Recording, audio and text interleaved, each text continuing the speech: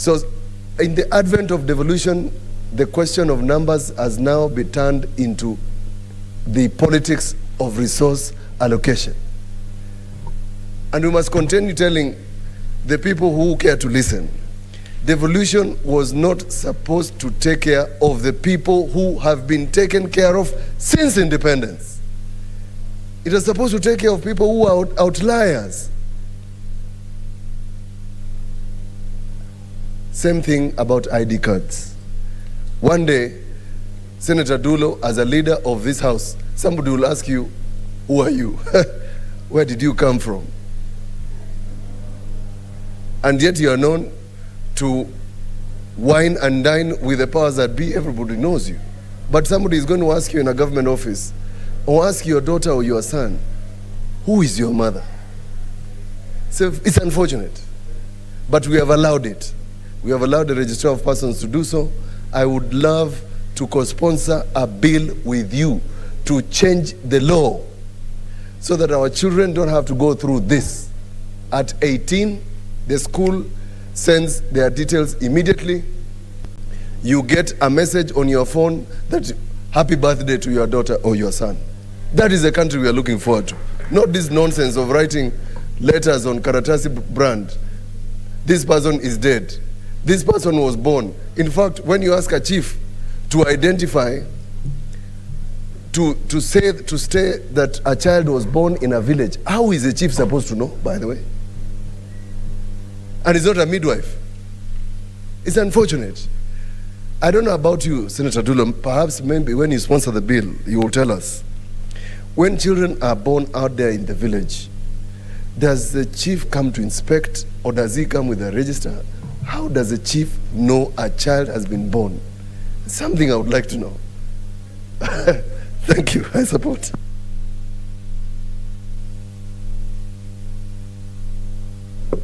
Senator Milko Alice.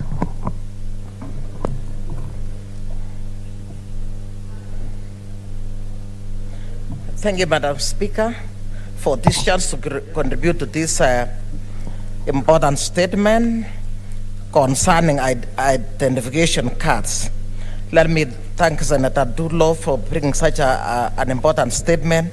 And I want to say that ID cards, as the name suggests, is actually an important document for identifying individuals as well as identifying the citizenship of individuals. In addition to that, ID cards plays a critical role in even pointing to those areas where that particular individual comes from. And the very reason why every time we go places, we are being asked to identify ourselves. Madam Speaker, it is quite unfortunate that at this particular point, we are coming up to speak about IDs after our country got independence 58 years ago. Madam Speaker, our country got independence so that I would be able to do our own things.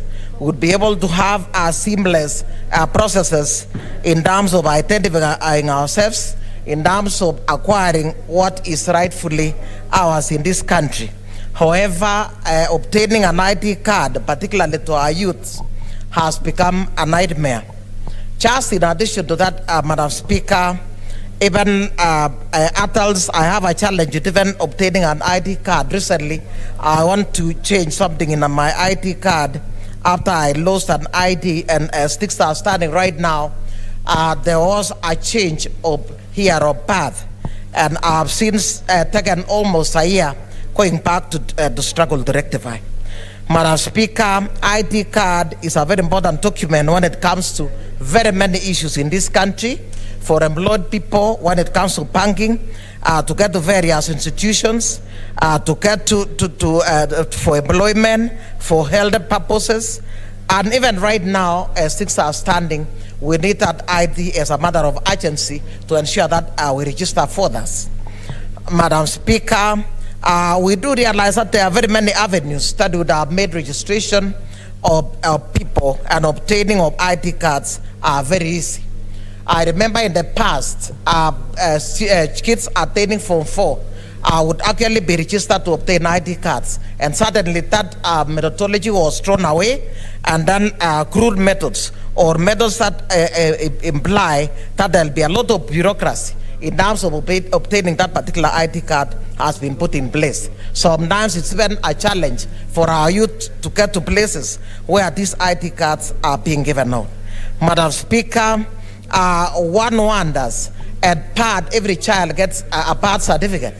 And what it is that it is known, that is the point of, that is collecting data from an individual that is born in this country. And if people who are registering people were very serious enough, they would have gone to have obtained this data from hospitals, from schools, because most of the kids right now are born in hospitals. And just apart from that, every one of the children in Kenya are now access school after there was pre-education offered in this country.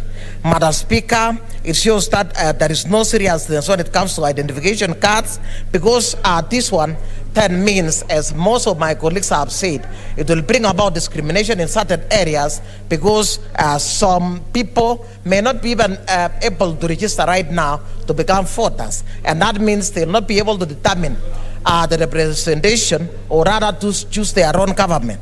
That is why year in, year out, we are talking about law for the registration, because there are lack of such important documents. Madam Speaker, in addition to this, I think the committee that is going to look into this particular issue should actually speak to items that are being asked while somebody is looking for an identification card.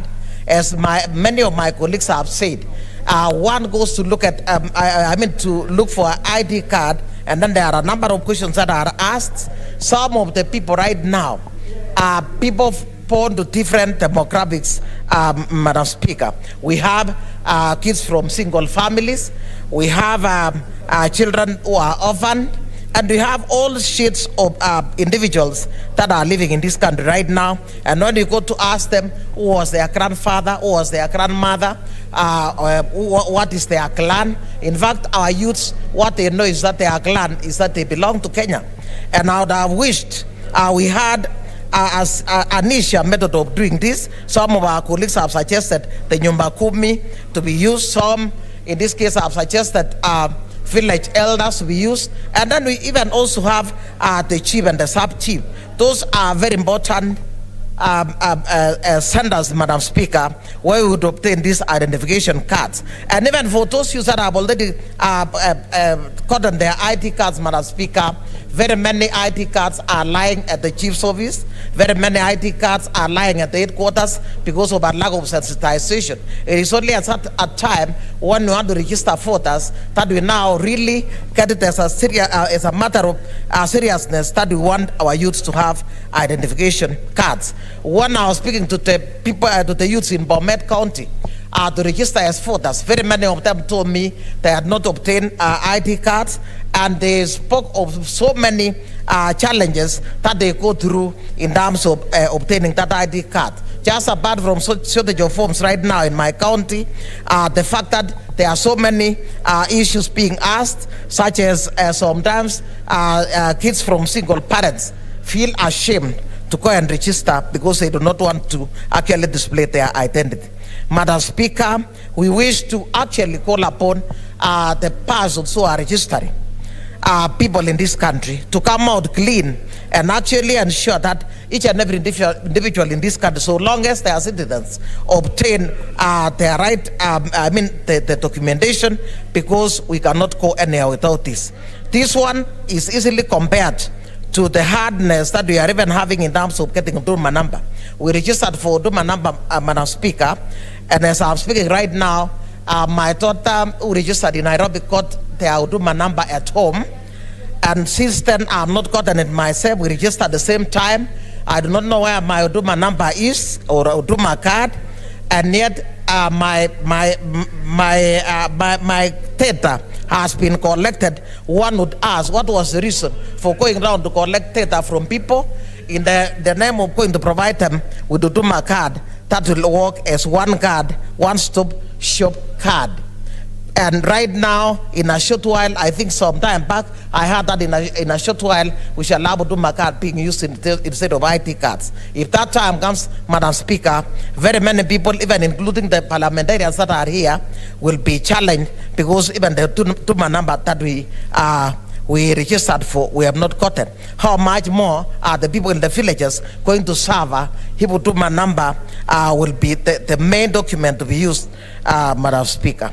Madam Speaker, I hope the committee that is going to take up this statement will go to the details and actually look at how even the processes that go into obtaining an identification card, so that if it is possible, we reduce some and then we devolve this issue up to the very village, so that we ensure that we are brought on board, or rather registered everybody in this country, because registration is one way of actually informing the country on how to plan to provide for the various services that are required in this country. Otherwise, I support this statement. Thank you, Madam Speaker. Senator Imana Malakai. Thank you, Madam Speaker, for giving me the chance to also say something about this statement. From the start, I support this statement, and I want to say a few things that pertain to this particular statement, one of which is the discrimination going on throughout the country. Discrimination of any form should not be in Kenya. Kenya is a civilized country and should not be treating people discriminating against particular individuals. In my part of the world, or in my part of Kenya, people with Islamic beliefs are treated like second-hand citizens. They are not given their ID. As long as you say you're Muhammad or Isa or a name like that, then you are told now to prove your Kenyanness. But there are Kenyans of Islamic origin, or at least people who have Islamic names, who are wholly Kenyans. It is not true to say that only those born in Wajir, because Wajir is bordering an Islamic country, are the ones that get refused to have ID cards. In Turkana, we have a large refugee camp with a lot of Muslims, and not all those Muslims are foreign. And especially if they have stayed there for a long time, they have produced their own kids who are by law Kenyans. So that kind of discrimination should be removed, so that people who have Islamic names should not be given a hard time just because they want identity cards. They too are Kenyans like the rest of us. Madam Speaker, the other thing that is connected to that is discrimination of particular groups. In this case, I mean the Turkana people. Turkana people live almost all over this Kenya. And if a Turkana is living in Baragoi, or in Isiolo, Trans Nzoia, Baringo, any of these other counties, or Kilifi, they are asked to go all the way to Turkana to get their ID card. There is something called vetting, which is very ugly.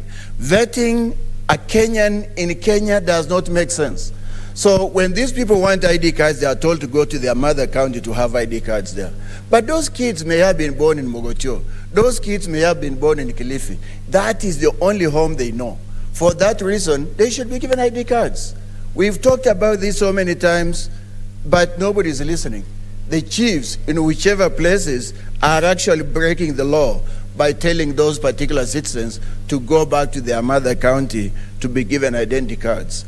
That is not right. That is very discriminative, and that should stop. Madam Speaker, the other thing I want to say is, by refusing people identity cards, many Kenyans actually do not have identity cards, and this affects elections. And this also affects populations of this country. You remember last year, we had a problem here with the formula.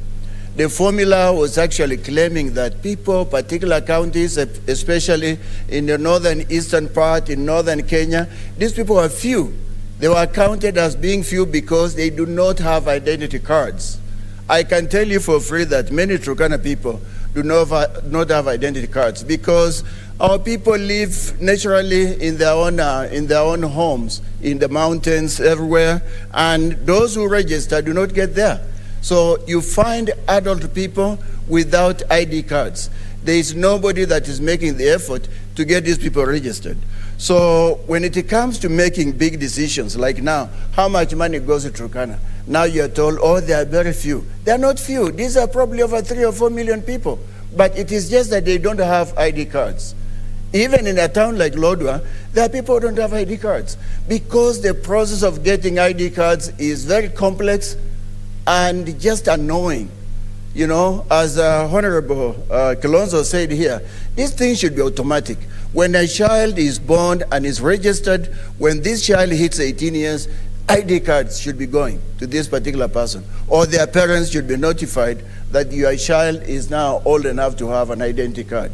But this kind of thing does not happen. So as a result, many Kenyans go without IDs, many Kenyans do not get to vote, many Kenyans are not counted in important issues like the formula, how much money goes to particular counties, how many sub-counties are we going to have. It's so ugly, it's so bad that somebody there is not thinking straight. And then comes the thing about changing dates or names. As somebody said here, Turkana people have acquired strange names because the person registering actually does not know the Turkana name. Then they make a funny name like somebody said Kealo. Kealo, there's no Turkana Kealo. So, but because this person hears something different, then now this new name is given this person. And when you want to make a change, it costs hell on earth to get that change because you are told, oh, you have to bring your grandmother or you have to bring your grandfather. For God's sake, you're asking my grandfather for an identity card? There was never one. You know, I made up mine, so how could my grandfather have one if he was still alive? So this makes it very difficult to change names, to change dates, to have correct data on the identity card. And as a result, again, when it comes to important functions, you are refused because they say, you're not the same person. You're a different person. So go home and come up with somebody who knows you. So, Madam Speaker, I'm asking all Kenyans, especially Turkana people, to go and register, get an identity card and get a voting card. Register en masse so that people know that there are many of us there and we can make an impact in elections. Otherwise, when you do not register, you do not get to vote and nobody recognizes you. When you do not get an ID card, nobody even knows you are alive in Kenya. So people, get ID cards, get voter cards, and let's go for it. Thank you, Madam Speaker. Senator Pogisio Samuel.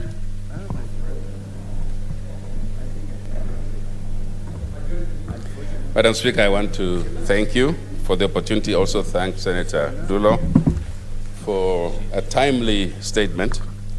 Madam Speaker, any issue touching on identification is a national issue. It should actually be the concern of the state.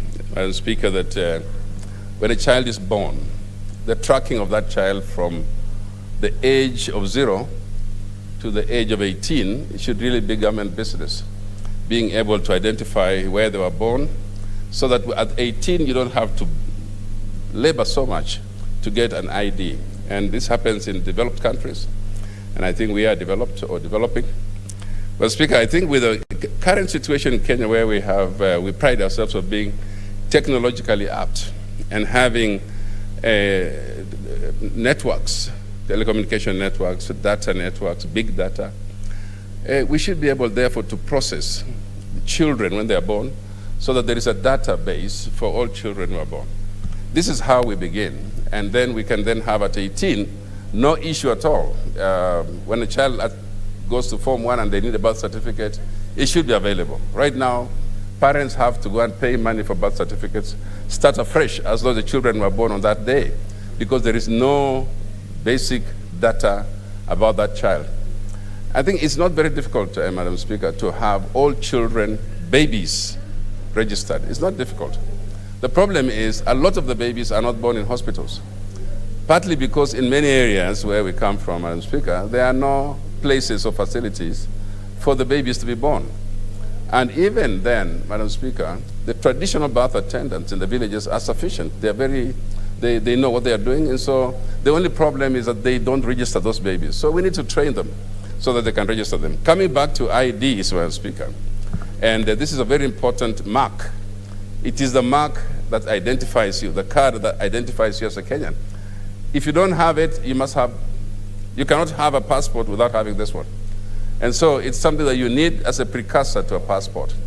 And so, Madam Speaker, I just want to ask that members have exhausted some of the things that I would have actually said about the difficulties that we go through to get IDs.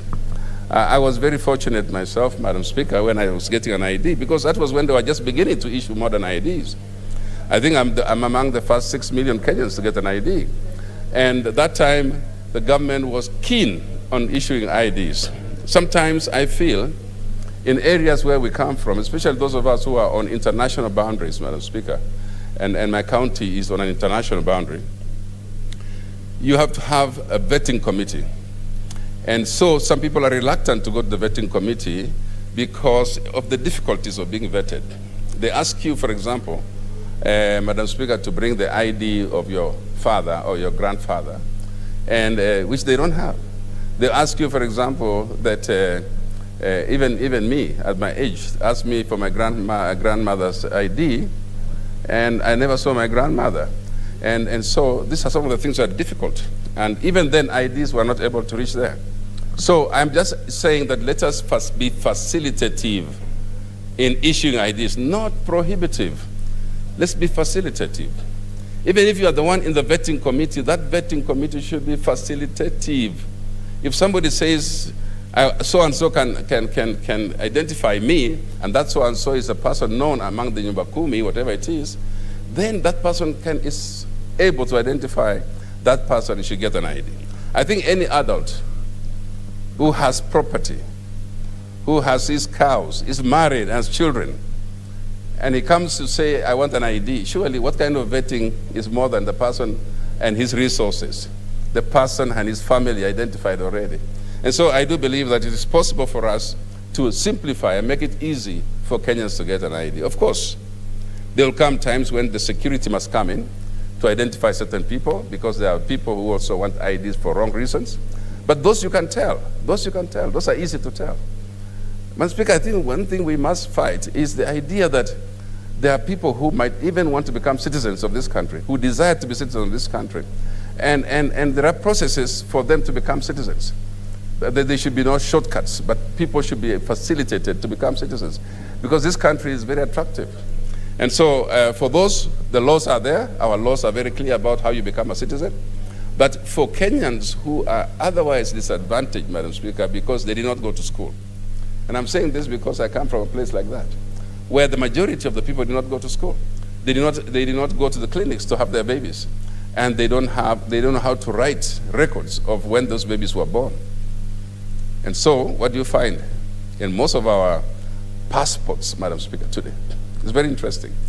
If you look at most passports, they will say every one of us was born on the 1st of January, but particularly here, because I mean, some people don't even know when they were born. It's not important. Anyway, put the date, but at least give us the IDs. Make sure that we make it easy for our people. But Speaker, there is an interesting thing about our people, about our country, is that you need an ID for everything. You need an ID for everything. So if we need it for everything, it should be made available. Now, I want to urge the people, particularly the people from my county, particularly the people along the borders. We lined up along the Uganda border. Those are the people who don't get IDs easily because they have to be vetted. But those who have IDs, the ID is not just for you to keep in the house. The ID is required for voting. And I want them to go and register as voters. Because, having an ID by itself doesn't help. And I know our people sometimes just don't know where to keep the IDs, and so they lose them. But those who have IDs, or who know their ID number, whatever it is, should go and be registered. And alongside the registration of voters should be people who can replace IDs for people who have lost theirs. Because, Madam Speaker, you understand our people, they're pastoralists, they're nomadic. They don't have vaults, they don't have places where to keep these things, they lose them. But they know somebody must be there who can say, I know, you can replace his ID. Let's make it facilitative for our people. Let's not make it so difficult. So you'll find a lot of people who have lost IDs who are reluctant to get a voter's card. So some of us now who require people to vote will have a smaller registration of voters because of something called IDs. Because the ID is a human right. It's a right of a Kenyan. It is the identity of citizenship. Why do we make it so difficult for them to get that ID? Especially people whom we know, we can know who they are. And so, Madam Speaker, a lot of the situations is that we have young people who turn 18, half of them cannot register as voters right now because they don't have IDs. And so I want to urge you, those who have not registered as voters, if you have an ID right now in West Pokot or in the rest of Kenya, please do yourself a favor. Madam Speaker, voting is not because of us politicians. I think Kenyans sometimes think they're doing us a favor when we ask them to go and register as voters. They think it's for our good. No, it's not necessarily for our good. It is for their own good. Because leaders are elected by those people. Bad leaders get elected. So if they're really good and they want to elect better people, if they want to give me their vote, for example, Madam Speaker, they should go and register now for their own good and not for my good only. It's for their own good. And so, Madam Speaker, I want to say thank you to Fatuma Dulo for realizing that these are interconnected. The issue of ID card, the issue of a voter registration is interconnected. And it's my moment to tell Kenyans, it is important for you to get your ID card. And if you must rush for replacement of that ID, somebody must make it facilitative and not make it difficult to get. Madam Speaker, I support. Thank you. Senator Zani, Agnes. An ID is a right. And I remember we had a motion on this some time back that read along these same provisions. It's been said, if a system is put into place right from the beginning at birth, the data is there. It's really a question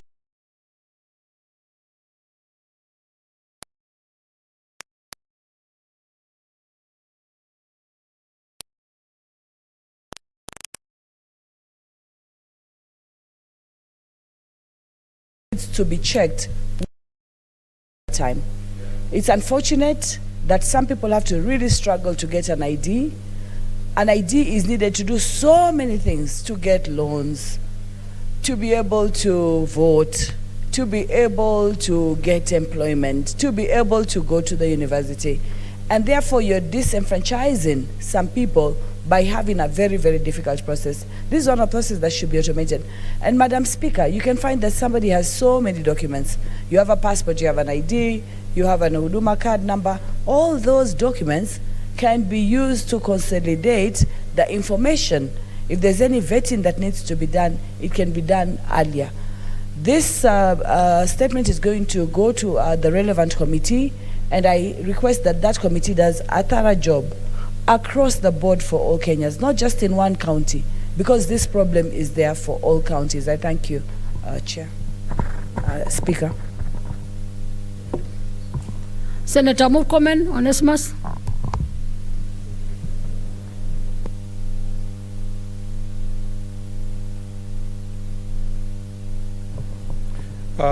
Thank you, Madam Speaker. Madam Speaker, I want to thank Senator Dulo for coming with this very important statement. I think we need to go beyond just making the statement for the sake of the statement. We need to think, because most of our colleagues have described the problem, and the problem is real. If you go for border counties, and especially the marginalized areas in the north, the problem is that many people will never get ID unless they are vetted and re-vetted. There is, in essence, there is a class of citizens in this country who are considered to be likely. The presumption is that they are Kenyans unless proven otherwise. But there is a class of citizens in this country, especially if you go to Mandera, Wajir, Lamu, Tana River, Marsabit, Turkana, West Pokot, and even some parts of Kuria, where the presumption is that you are a foreigner unless proven a Kenyan. And in these counties, it becomes very difficult to get identity card. And I would understand the situation as it was in the 1960s. It would make sense, because we are a new nation, to worry about the possibility of infiltration by non-citizens in the country. But Madam Speaker, I wonder, in the year 2021, way after the advent of technology and use of data and collection of information codified in a form of data, that up to now we still want our citizens to be verified manually by a committee that sits haphazardly without any organized structure of sitting. I don't know what's the situation in Kajiado, where you come from, because you're also bordering Tanzania. I would suppose it's the same. It's the same in Taita Taveta.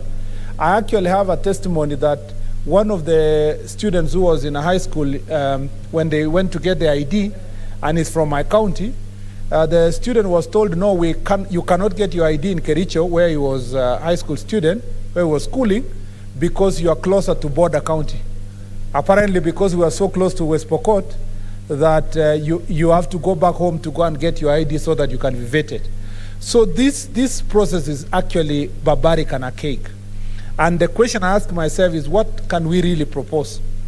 I think the first thing is, by law, to make it mandatory that every child, before they go to baby class or class 1 or grade 1 now, that they get a birth certificate. And that birth certificate be recognized as the official document of registration, so that if you are going to be issuing these IDs, then these IDs become over and above, but the original document that citizens should rely on is their birth certificate, and which must be presented to every citizen, whether they were born in a hospital or born at home, because the challenge we still have is that so many people are still giving birth at home without being able to go to any health facility. I really feel very bad, because if you go to the northeastern counties, it's even worse, because the stigma that is there and the perception everybody has, even in Nairobi and other places, is that if you come from northeastern, you can't get an ID in Nairobi if you live in Nairobi, or if your descendants came from the northern part of the country, you have to go back to your county to be vetted, even for children that barely know exactly their relationships, their relatives, where they live in that part of the world. Number two, we were lied to, Madam Speaker. Sometime 2 years ago, I think we were told that we were going to have Huduma number. And the single most definition of a Huduma number that was given to citizens is that we were told the single source of truth. Now the reality is that that Huduma number has ended up being the single source of lies. Because up to now, we cannot tell exactly why we spend that amount of money to get Huduma number. Yet we still go back to ID. We were told that it will integrate everything, including your ID, including your medical, including your driving license. But Madam Speaker, I still went to apply for my driving license a month ago. I had to do it separate from my ID. I still have my NHIF card. I still have my insurance card. So we've become a country of basically lies, because we were told that this document was going to consolidate everything we want. And as we speak at the moment, I think, Madam Chair, it will be a scandal of monumental proportion when it will be properly unveiled. The Huduma number process and the product and the resources applied is a serious scandal that we must, as a House, take the responsibility at the moment, as we discuss this issue of ID, to find ways of holding the state accountable, to tell us exactly what was this Huduma number. First, I haven't even received this Huduma number. Number two, it has not cured the disease and the problem we were facing as the people of Kenya. I think that is the first. Number two, we need now to think beyond just asking a statement like Senator Fatuma Dulo has asked.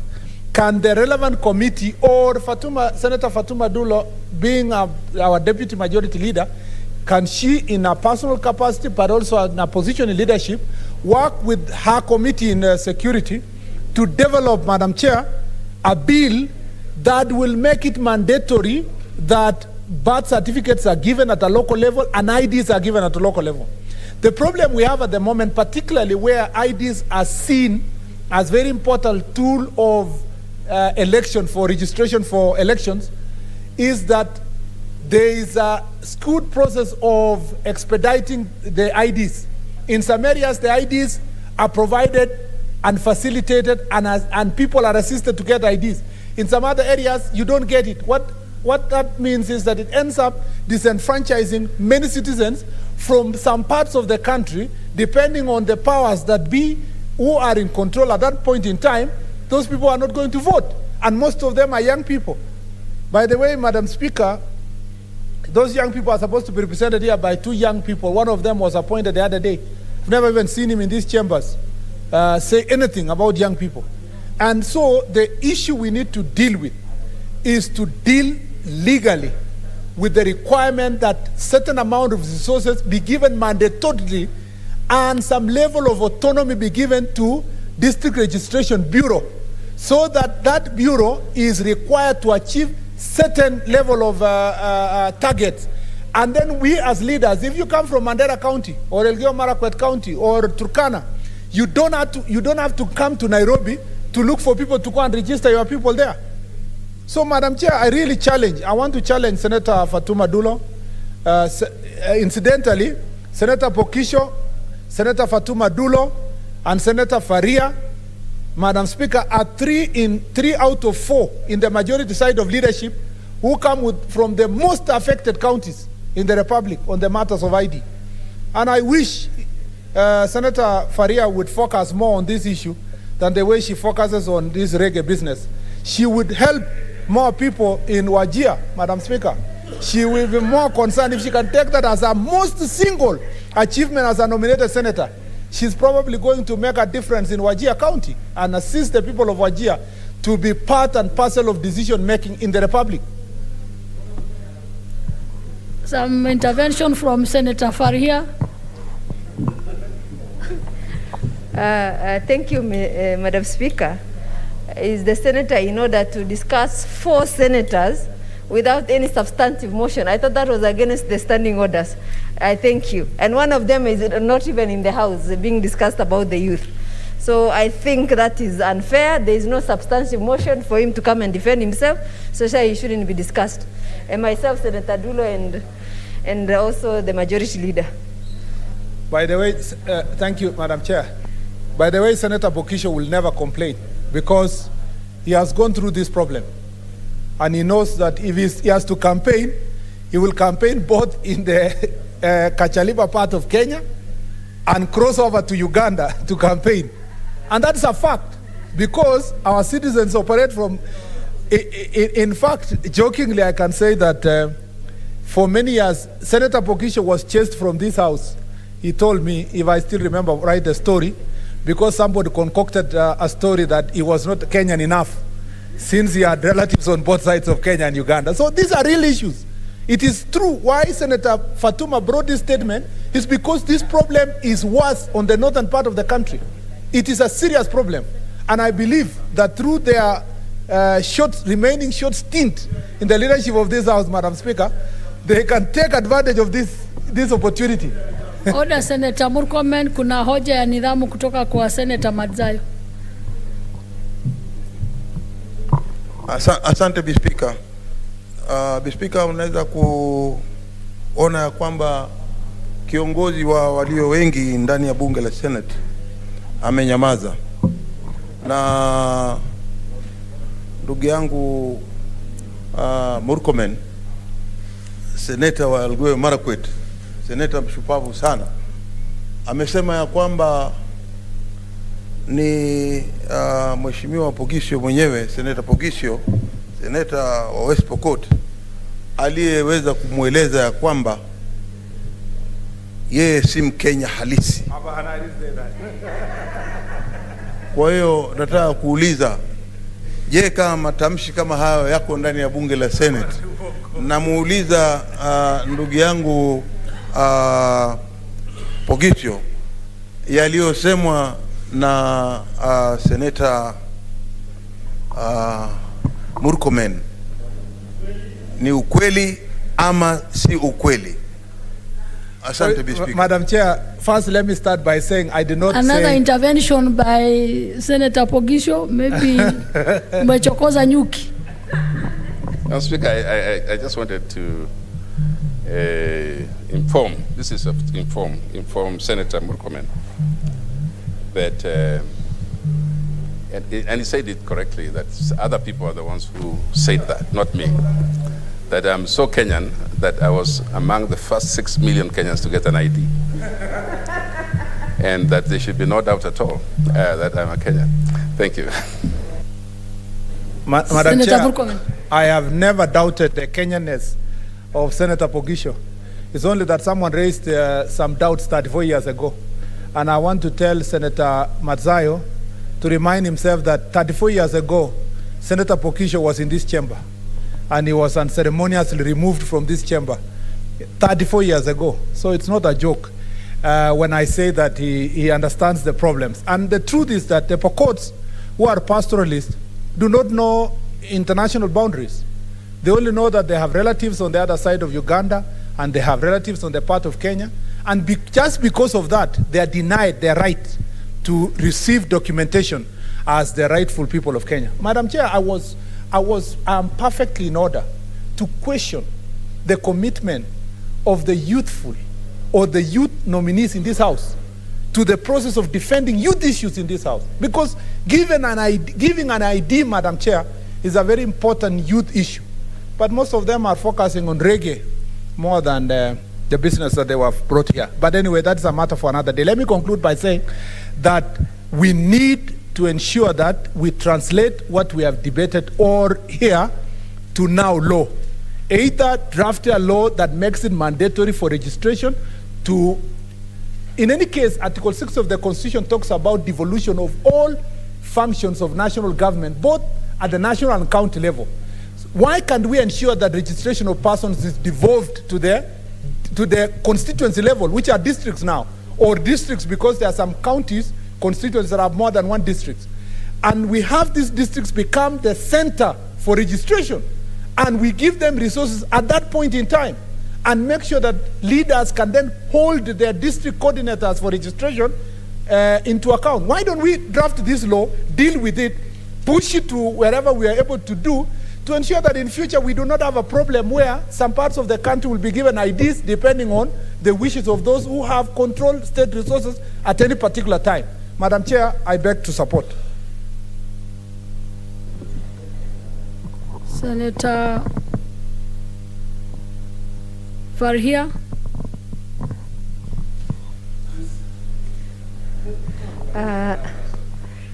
Thank you, Madam Speaker. As we were doing our reggae, Senator for Murkomen was tangering, so it is even. So let him not let him not attack us for supporting whoever we support as a party. Madam Speaker, the other issue is in terms of if you want to discuss a senator, please also provide a substantive motion. That is what the standing orders require. Madam Speaker, the other thing is the pastoralists are normally disadvantaged twice in terms of ID cards. First of all, when they census, most census, the counting only happens in centers. Nobody goes to the pastoralists in wherever they are as part of their movement. Nobody follows them there. So at any given time, any county with a pastoralist, I'm sure including yours, is normally understated. Then the second, is just disadvantageous twice. And then when it comes to the ID cards, not only are those ones denied ID, even the ones who are in the settlement, like in my county and many other northern Kenya counties, those are the only places where there is thorough vetting compared to other places. And then even when they go through the vetting, they have been identified at local level that they are Kenyans. 1 year down the line, the ID still lies in the headquarters here. Like I have around 8 people who've reached out to me that their IDs have been processed at local level, and they are stuck at the headquarters for now 1 year. So, Madam Speaker, there is a legitimate concern raised by Senator Dulo. And Senator Dulo, she's normally, she brings a lot of statement to this house that concerns her county. So I thank her for doing that kind of work. The Isiolo people are overrepresented in this county. You will think that they have 5 senators in Senator Dulo. And then, Madam Speaker, the other thing is there is somebody who is born in Kenya. The parents have IDs. This person was even born in hospital. And when now they want to get IDs, the parents' IDs, everything is there. Some funny person can say, I don't know this person. Unless they want to put a DNA test as part of the verification process, which now ensures that this is so-and-so is the parent of so-and-so, short of that, then surely if your parent has an ID, you should automatically get an ID without any problem. But in where I come from, still that problem exists. Another problem, Madam Speaker, is that there are some people who are in refugee database with an ID card. You know, it's not that they don't have an ID card, but they went to the refugee camp. You know, sometimes when you're hungry, you just go where the food is. The refugee camp, there are some people, people are given food, rations and stuff like that. So they feel they are more advantageous being part of a refugee and not. They go and get food rations from there. Next time they are told you're in the database of refugee, and therefore your ID, if you get lost, if your ID gets lost, then you can't get a replacement ID because your data, your finger, they say your fingers have been captured, the fingerprints have been captured in the database of refugee camp. What they should check is whether you got the ID first or you went to the database first. And those who have been verified that they got the ID first with justifiable reason that they went into that, then surely they should get back their replacement card, and if they wish to be out of the database, they should easily be removed. And then the other issue, Madam Speaker, is that there are people who have been in Kenya so many generations. And even when you want to go to Hajj, for example, and you want to apply for a passport, there are people who stay in this country, like, miss going to pilgrimage because they don't have a passport. And this can happen even, 2-3 times you don't get a passport because, it takes a longer time. I don't know what happens if you're somebody who looks like me, if you go to Nyayo House to get ID card, passport, something just goes wrong. So, Madam Speaker, I think it is unfair. It's only fair if you are a Kenyan that you should get treatment that is equal to every other Kenyan in this country. And therefore, people should not be discriminated. And I also wish to join my majority leader in urging Kenyans, especially the youth. The youth have always complained of being underrepresented in parliament, in whatever leadership position that is elective. What they need to do is they need to get ID cards, and when they do, they need to get voters cards so that they can elect themselves. Similarly, I urge women out there also to register as voters, so that we can get the 2/3 gender rule without having to struggle that these men are doing us a favor by not passing by passing the gender bill. Like gender bill, as you are aware, Madam Speaker, I have sponsored a bill on 2/3 gender rule from 2018 up to now. It has gone nowhere. So, Madam Speaker, I am asking the women out there, please register as voters. Please vote your own. If you get a woman who is a governor, vote for her. If you get a woman who is an MCA, vote for her. You get a woman who is seeking parliamentary seat, please vote for her. The one who is seeking a senator, vote for her. And with that, I wish to support the statement. I thank you. Senator Nyamunga Ross. Thank you, Madam Speaker, for giving me this opportunity. I just want to support this, the statement. It is very timely, Madam Speaker. what bothers me, Madam Speaker, is the fact that the issue of ID is one thing that we talk about every other day. I think every time we are facing elections, we must be talking about the ID. During our time, when I left school, when I left Form 6, I left with an ID in my hand. So I don't know what makes it very difficult for the government to have a mechanism. In fact, you just send those people to schools. I don't know if the schools were fewer or nowadays there are too many, but I think it's lack of planning. Because we were told about the Huduma number. Huduma number to me is neither here nor there. We cannot rely on it. And if you have to get your Huduma number, you will get it in another. In fact, for my daughter, somebody got it in Mombasa. And unfortunately, that person happened to have known us. Supposing that person did not know us, it means that that Huduma card would not have reached us. And it's happening all over. So no matter the problem of ID, I think the government should come and be very serious about it. Because if every child before they join class 1, they're supposed to have a birth certificate, because that is now mandatory, that every child joining class 1 must have a birth certificate. It is from this birth certificate that we should automatically be giving our children the IDs. IDs are a very critical thing. Everywhere you go, you have to carry it. You have to show yourself. People must deal with whatever you need. I remember when there's a tribe in the coast, which I think there are people from Zimbabwe. They just got the IDs the other day. But before they got the ID, they were really suffering. They could not do anything. They could not use M-Pesa. Their children could not be allowed in any schools because they could not even do birth certificates for them. So I don't see why such an important document becomes very difficult. Right now, we are listing people for voter registration. But without an ID, there's nothing we can do. We have so many children who have gone through school in the last 4 years. None of them has, in most cases, they don't have IDs. So, Madam Speaker, in my view, I think that the government should be very serious, and there's nothing very difficult in giving an individual an identification. It is just a matter of filling a form, then it is done. And even if you do it, there are some young people that applied like 2 months ago. Up to now, they have not received their IDs back. And voter registration has maybe only 3 weeks to go.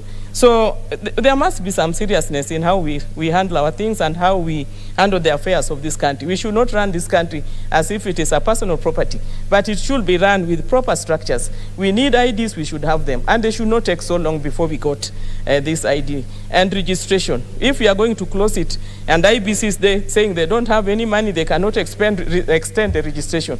So it means that the numbers they are looking for, they are not even going to get. And I wonder why it has to be done the last minute. Why couldn't we start this thing of ID? A proper movement of getting IDs, even last year. Why are we putting it together with the voter registration? So, Madam Speaker, I want to support this statement. It's very timely, but let something be done in the few weeks that are remaining. I think it's only 2.5 weeks, and we need to close this issue of IDs and voter registration. So I support the statement by Senator Dulo. Thank you, Madam Speaker. Senator Hargura Godana. Thank you, Madam Speaker. Madam Speaker, I'd like to support Senator Fatuma Dulo for bringing this statement. I also like to thank her because these are situations many Kenyans have gone through and are going through, and that is what has come out very clearly from the contribution by the senators. Madam Speaker, coming from a county which borders Ethiopia, all the communities, even those who are not border communities, sometimes we fail to understand why these regulations or these policies are not applied with the human mind. Because, for example, a sub-county like Laisamis in Marsabit, which is habited mainly by communities like Rendile, which are not border communities, which don't appear in any other country, and they are not bordering the other country, are still subjected to the same requirements like those who are living along the border. That shows that when the officers are applying the law, they don't look at the intent of the law. They just look at a border community, a border county. Even if you are 500 kilometers from the border, you are still vetted, which is not fair. And even the vetting process needs to be done in a very diligent way by the officers and those who are assigned to do the vetting, just to make sure that, yes, we need to make sure non-Kenyans are not registered, but the Kenyans are not disadvantaged because there is that possibility of registering non-Kenyans. I know of a case where in one of my sub-counties, the whole registration process was stopped on the pretext that some non-Kenyans are being registered. I mean, you just ask yourself, why can the officers do their work diligently and make sure that those who are registered are being Kenyans, instead of stopping a process and making Kenyans suffer? 2 years, there was no registration because of that kind of an allegation. So officers need to make sure that they take their work seriously.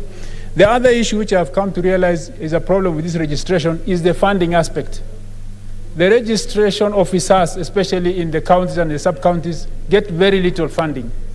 A registrar in a sub-county which is over 10,000 square kilometers, where his officers have to travel 200 kilometers to go and register Kenyans, have no budget for that process, and there is no vehicle. So sometimes it's a process, it's self-defeating when you assign officers and you don't fund them. Then you expect to get them to provide service. It's only those who can access to the headquarters who get service. One has to take a trip of 200 kilometers to get registered, to apply for the ID, which is unfair because other Kenyans walk to the registration officers. The other issue is once these IDs come to Nairobi, it takes a long time. If you go to the office, the National Registration Bureau offices, they have a charter where they tell you within 30 days your ID will be out, but it takes months. 6 months, 7 months, the ID is not back. So they also have to look at how fast they can get the IDs out, and once they are out, where do they deliver to these Kenyans to pick them? If you take it to the registration officer, which is 200 kilometers away, I still have to travel 200 kilometers to pick an ID, which is very unfair, and sometimes people are struggling. Kenyans are, in that case, you are talking about a herdsman who has to look after his or her animals instead of going to look for that ID, while there is a chief's office nearby. So the government should make sure that it takes the service as close as possible to the people so that once the ID has been processed, it can be picked. The other issue is the staffing aspect, which I find it also to be a problem. When you have 2 or 3 officers based in a sub-county headquarters, 200 kilometers from where Kenya, some of the Kenyans in that sub-county live, then it's difficult for even the officers to provide service. So there's need to devolve further to maybe the former divisional headquarters, which are closer, or even as far back, maybe you do your program, they do their program at the chief's level, which is location. That way, we can be assured that we're going to get this service. But you'll realize in the past 5 years, maybe it's only done, maybe it has been done in my area, I know, maybe twice, or in some area even once. So how many Kenyans since that time have qualified to get IDs? And some documents, people are talking about birth certificates and all that, don't exist in parts of this country where people are nomads, and the nearest facility which gives the birth certificate documentation is the registrar, who is based at the county headquarters, 600 kilometers, 500 kilometers from where you are. In fact, it's recently because of the education system requirement that parents have to take that trouble, that before the child is registered for class 8 exam, they have to look for the ID, the birth certificate. That is when now it becomes a problem. Otherwise, it was not even there, and the structures of providing even these documents are not there. So, Madam Speaker, I'd like to support the statement and urge the committee concerned to make sure that we look very elaborately into the systems of issuance of IDs in this country, because as it has been said clearly, IDs for a Kenyan is each and every, you require it for each and every service, but that ID getting has not been streamlined. Kenyans are not experiencing the same level of service in terms of accessing the ID, so there is need to make sure that this document is easily and freely accessible to Kenyans at all levels. Thank you.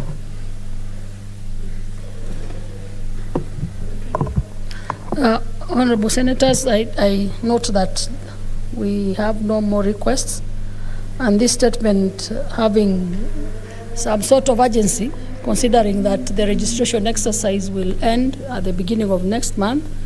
It is therefore directed to the Committee on National Security, Defense and Foreign Relations, and the committee to report back within a week, so that then the rest can be done before the expiry of the voters' exercise. So we go to the next order.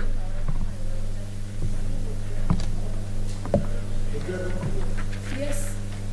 Senator Ochilo, you have an intervention? Madam Speaker, I'm not an expert on these gadgets, but I've been sitting patiently here hoping that my gadget would reveal me to you. I've just learned with a lot of sadness that I have been invisible to you in your gadget, and that's very sad.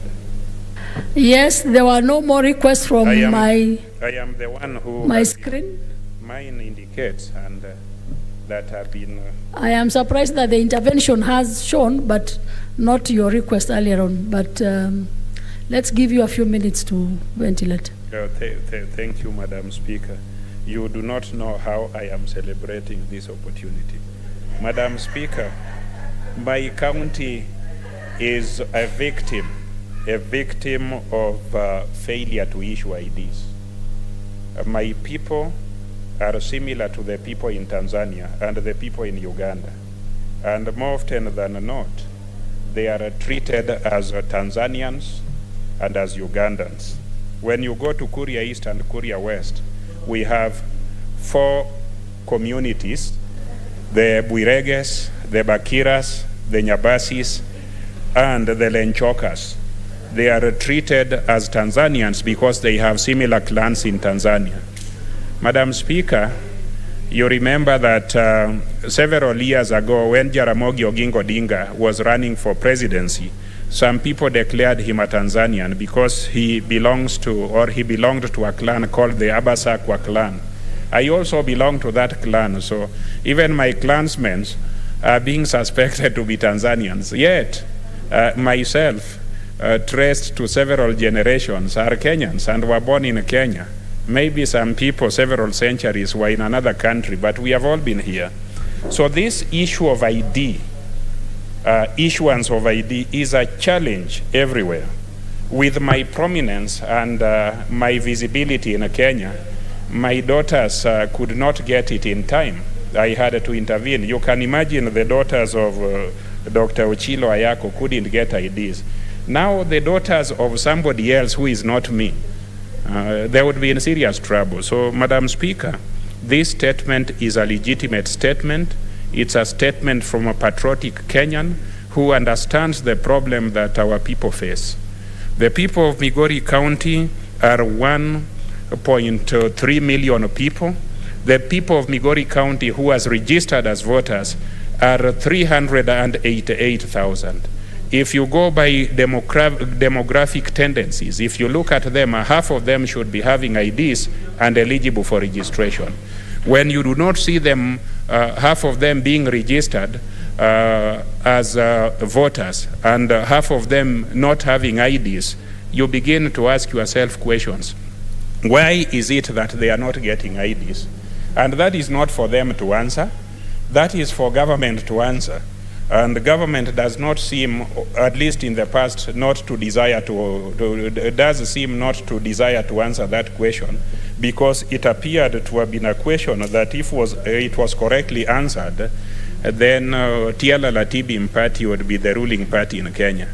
So, Madam Speaker, this is a question that for all Kenyans we must get an answer.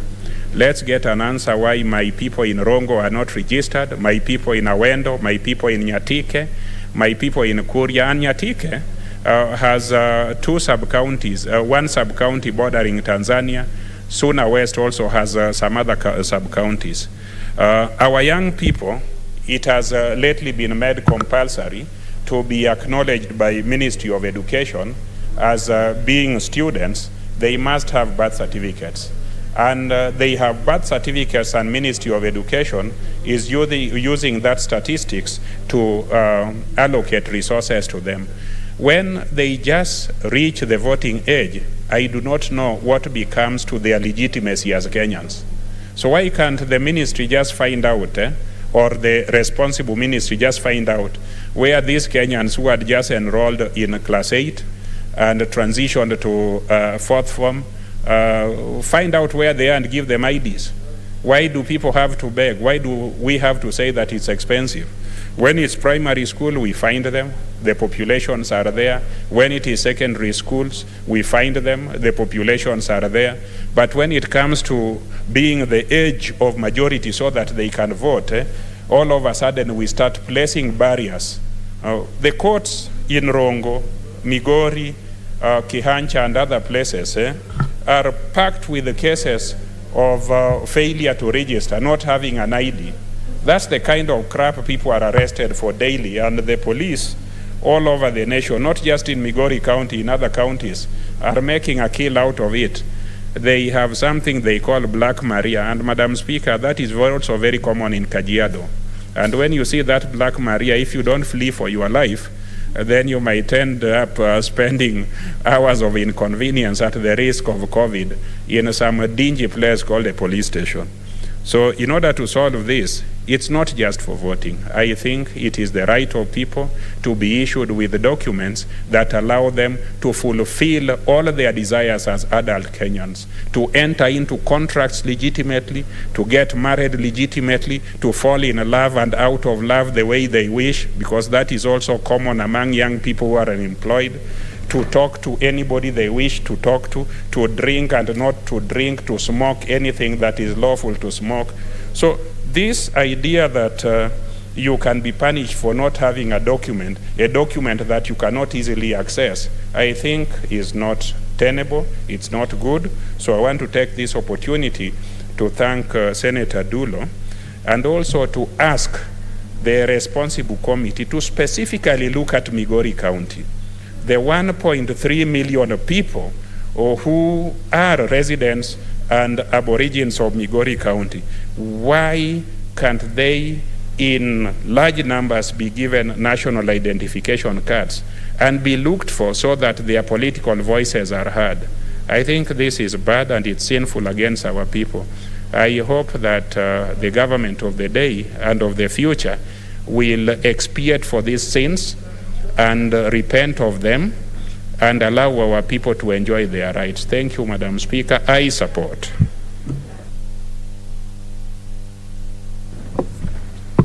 So as earlier indicated, it is directed to the Committee on National Security to report back in a week's time. Senator Uta was present, and I hope he has taken note. So we move to the next order.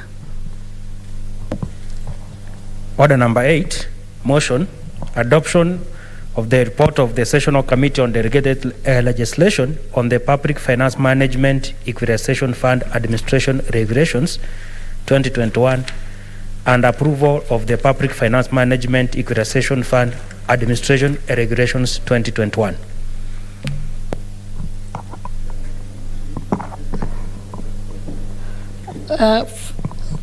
I note that we are not able to process any division today, so we defer.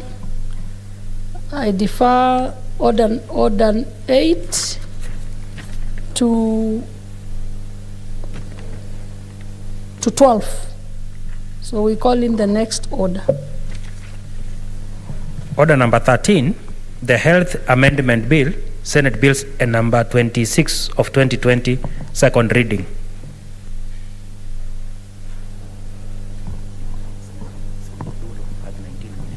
Senator Dulo, you had 19 minutes on this one.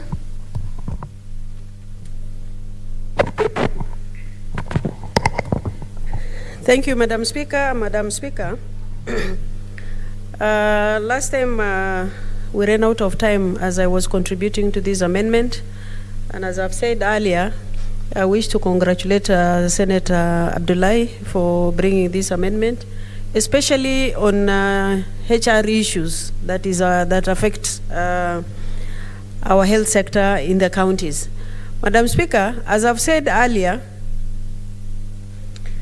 I remember in the last Senate, we discussed the issues of standard that should be returned back to the national government, simply because the standard in the counties have really gone down. And this is something that we seriously need to look into it. It was a good thing to have health devolved. But I think with the kind of situation, especially on HR and so many other things that are happening on the ground, Madam Speaker, we really need to look into this issue of HR. You will see, Madam Speaker, in most of the dockets that are run within the hospitals, the standard is not kept, number one. Number two, HR is also a thorny issue, because you will find that in some of the dockets that are headed by people who are not professionals in that field, which clearly compromises the situation in those health sectors. And I think with this amendment, Madam Speaker, we really feel that this situation will be corrected, because you will find in most of the hospitals, especially issues of management is a big problem.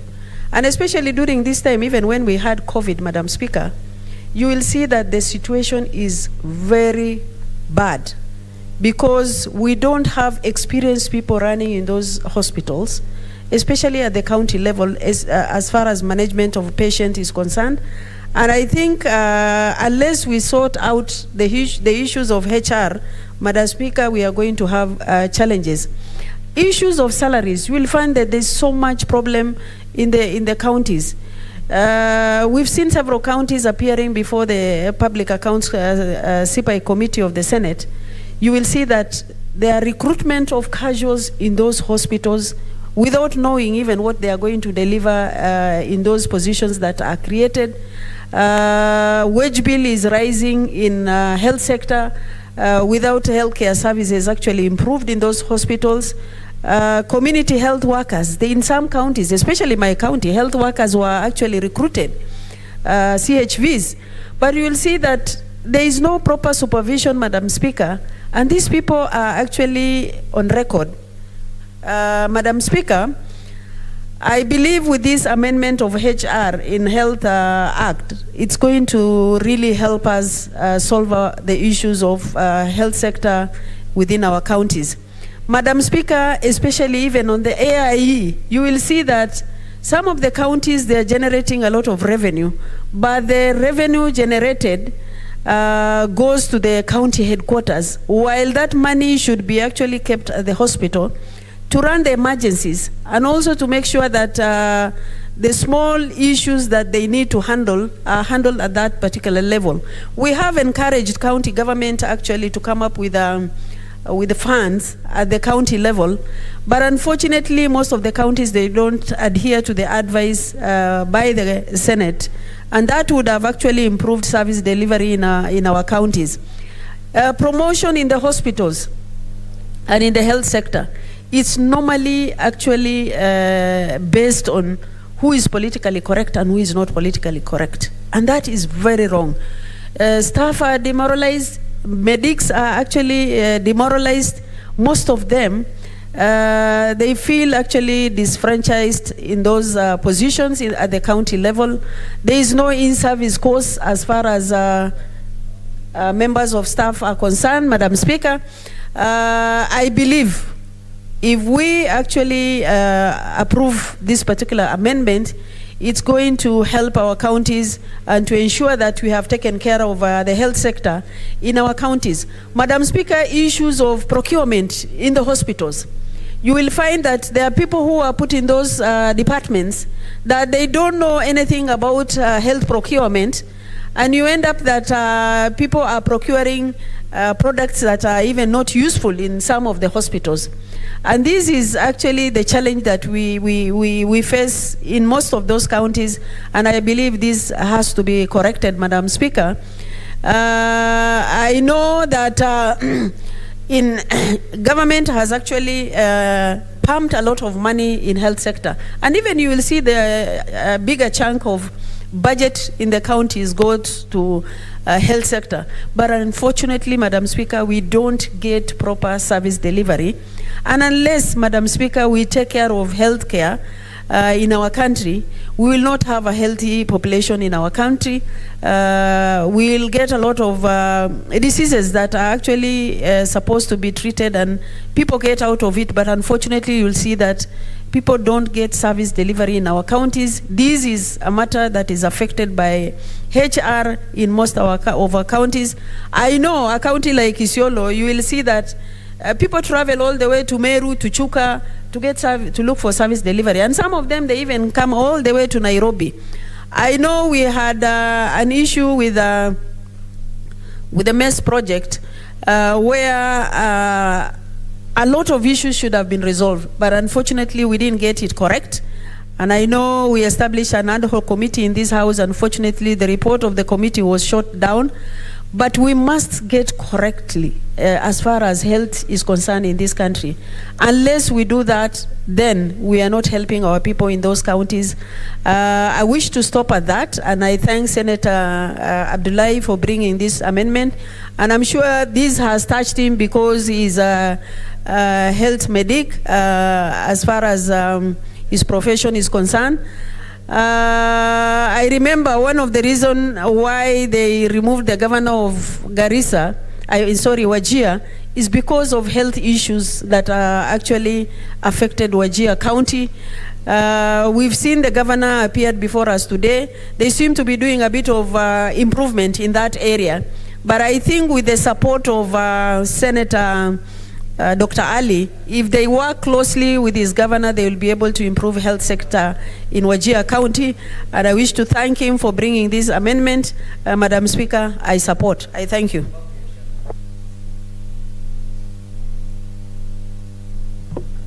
Senator Cherargei Samson.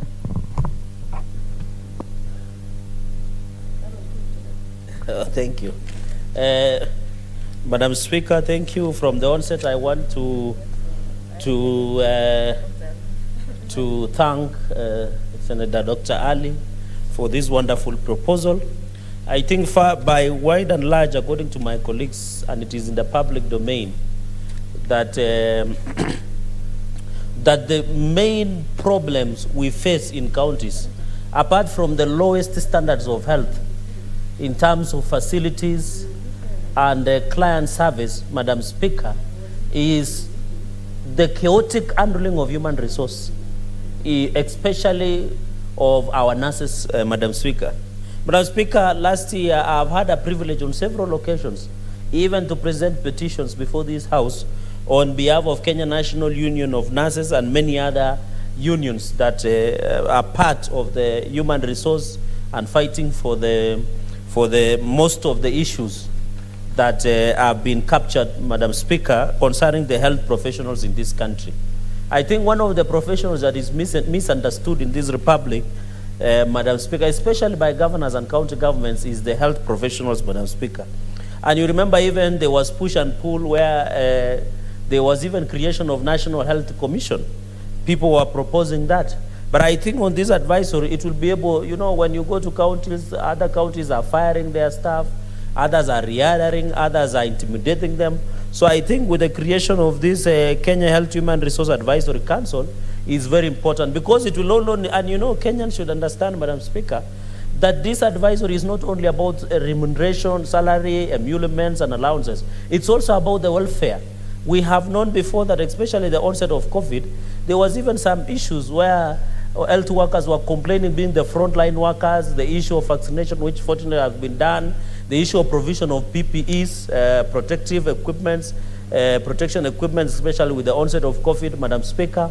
And all these issues have been at the table where most of the health professionals have been complaining about the working environment. And I think as a country, it has reached a point, Madam Speaker, where we need to agree. So by and large, it is not only, and I want to thank, and another critical point, apart from welfare, issues of salaries, allowances, and many others, good working environment.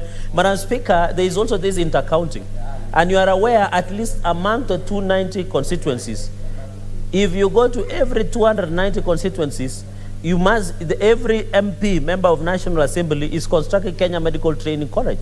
It means that, for example, in Nandi, we have around 3 branches of KMTC, or 2, one in Mosoriat, another one in Aldai, Madam Speaker, in Kaptumo sub-county. And you can realize within no time, some counties will have more staff than the others. And therefore, when you talk about inter-county transfer of healthcare professionals, you realize that some counties do not have specific professionals like maybe doctors, like gyna, pediatrician, among others, nutritionists who can advise especially issues of children, Madam Speaker. I think it has been captured. And then from one level of government to another, you remember, Madam Speaker, when you are seconded by national government, a new governor comes, they don't like your face, you become redundant, you can't go back to the national government. So I think from where Senator Ali has come, it's very critical that he has tried to encapsulate. And it is good that the incoming Murang'a governor is here, and he should be taking notes, because we don't want to see the chaos that we have seen with the health workers, especially him becoming the governor of Murang'a. And I don't know whether he has met some people in hotels.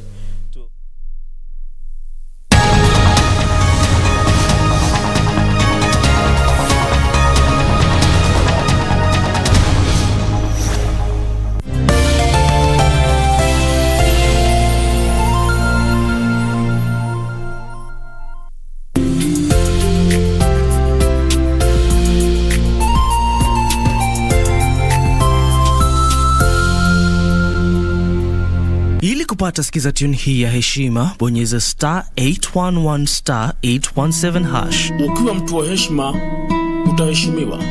Ukiwa mtu wa kupeana, nawe utapewa.